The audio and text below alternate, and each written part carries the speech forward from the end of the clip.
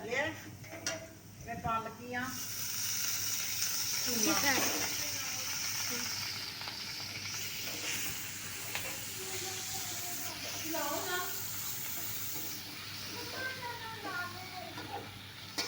अच्छा मम्मा सही है ना।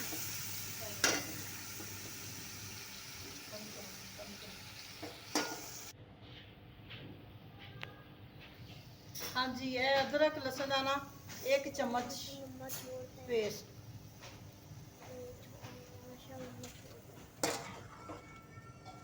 अच्छा जी, मेरे ना कीमे का कलर जरा ना बदल गया है, इहदा पानी खुश्क हो गया कीमे का। अदरक लहसुन का पेस्ट भी मैं ना पा दिता है। ये हूँ मैं पावांगी थोड़ा जहा ना जीरा, यह भी नाल तड़क लाँगी। ठीक हो गया।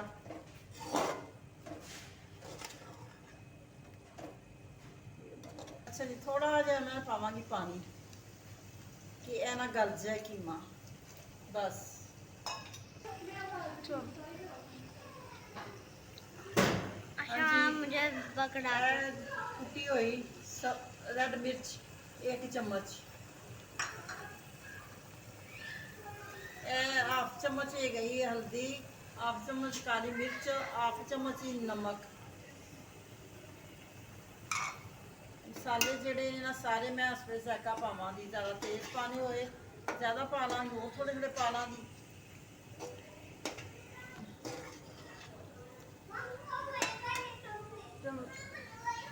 यह 2 चम्मच सुकिया धनिया कुटिया हुई।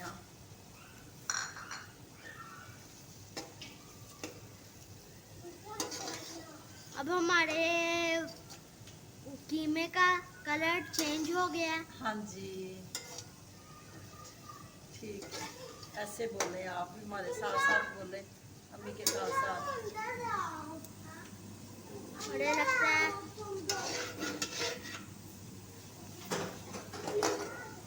चाइनीज बना रही हाँ, पर मैं ना तरीका देसी तरीके के साथ। थोड़ा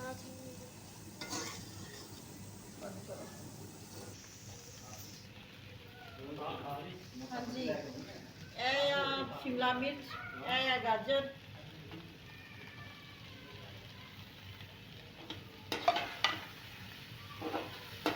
अब इसको कर लेंगे हम मिक्स। हाँ इसको कर लेंगे हम मिक्स। अब ये है डालें बंद गोभी, और इसको भी हम करेंगे मिक्स।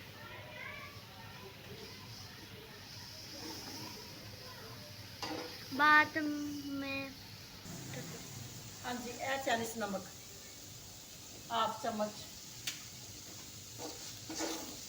ये मैं बना देसी चाइनीज नहीं हाँ, पर मैं ना बदल देनी पई हाँ, देसी च ना बदल देना है जायका जरा है ना, मैं देसी कर देना है इसका। ये बड़ी अच्छी डिश बनेगी, बहुत ही प्यारी, बहुत ही ज़्यादा लजीज। और ये देखने में भी अच्छी लग रही है और मज़ेदार भी। हाँ मज़ेदार भी।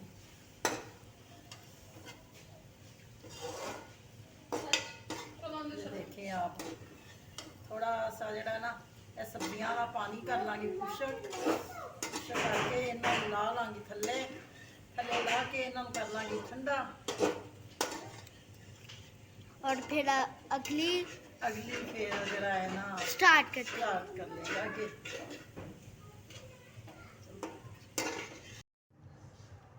अच्छा जी, यह सारा सैलड जो मैं बनाया है ना मसाला, यह सारा ठंडा हो गया है। हूँ मैं अंदर पा लगी है हाफ चम्मच गर्म मसाला। अब इसको करेंगे मिक्स। यह सब्ज़ प्याज, हमें एक बार सीधा कर लेंगे। हाँ जी, यह आलू आलूआ मैं पेस्ट बना के ना रख लिया है। अब हम इसको करेंगे मिक्स। मैं हाथ के साथ ना मैं ऐसे मिक्स कर लाँगी, अच्छी तरह मिक्स हो जाएगा। ये बड़ा यम्मी लगेगा। अच्छा जी, यह मैं ना समोसा जरा ना लगी हाँ बनावा। हाँ जी, ये तो देखो समोसा लगी हाँ बनाने में। ਮੇਰੇ ਕੋਲ ਟਾਈਮ ਕਮ ਸੀ ਤੇ ਮੈਂ ਬਾਜ਼ਾਰੋਂ ਜਿਹੜਾ ਹੈ ਨਾ ਸਮੋਸਾ ਪੱਟੀ ਮੰਗਵਾ ਲਈ ਹੈ। ਪਿੱਠੀ ਜਿਹੜੀ ਮੇਰੀ ਤਿਆਰ ਹੋ ਗਈ ਸਾਰੀ, ਇਹ ਸਮੋਸੇ ਵਾਲੀ ਸ਼ੇਪ ਲੈ ਕੇ ਆਣੀ ਇੰਜ ਇਸ ਤਰ੍ਹਾਂ ਇਸ ਤਰੀਕੇ ਨਾਲ। ਚਲੋ ਜੀ, ਪਿੱਠੀ ਜਿਹੜੀ ਹੈ ਨਾ ਜਿਹੜਾ बनाया मैं मम्मा ने सारा सामान हमें ये इसके अंदर ਇਹ ਲਾ ਲਓ, ਲਾ ਕੇ ਨਾ ਉਹ ਵਾਲਾ ਕਿ ਇਹ ਨਾ ਥੋੜਾ ਜਿਹਾ ਮੈਂ ਮੈਦਾ ਸੀ ਉਹਦਾ ਲਿਕਵਿਡ ਬਣਾ ਲਿਆ, ਇਹਦੇ ਨਾਲ ਅੱਛੇ ਤਰੀਕੇ ਨਾਲ ਜੁੜ ਜਾਏਗਾ। ये देखिए ऐसे इस तरीके ਨਾਲ ਜਿਹੜਾ है ना मुझे पकड़ा बना बना के ना पकड़ाते हैं। नहीं मुझे अच्छा अच्छा बना के देती, एक मिनट ठहर जाओ। ये देखिए ये तैयार हो गया, ऐसे तरह ही मैं बना के रख लवा दी।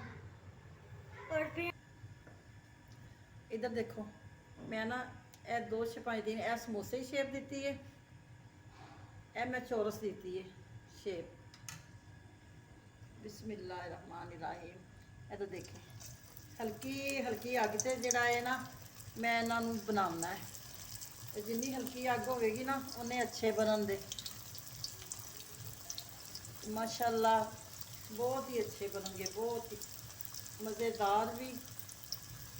और आज के रात के खाने में आज के रात के खाने में ना ये और बना आप सैंडविच के साथ भी खा को सैंडविच जो है ना पीटी वो भी आप बना में लगा के खा। हाँ जी, मेरी बेटा मेरी कह रही है ये जो पीठी हमने बनाई है ना वो सैंडविच में भी लगा के ना आप खा सकते हो।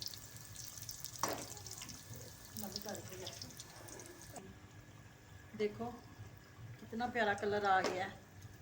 हल्की हल्की अग ते जड़ा है ना करांगी जिन्ना उन्ना अच्छा बनेगा, अंदरों भी पक जाएगा, अंदर जड़ा है ना अंदरों भी कच्चा नहीं रहता।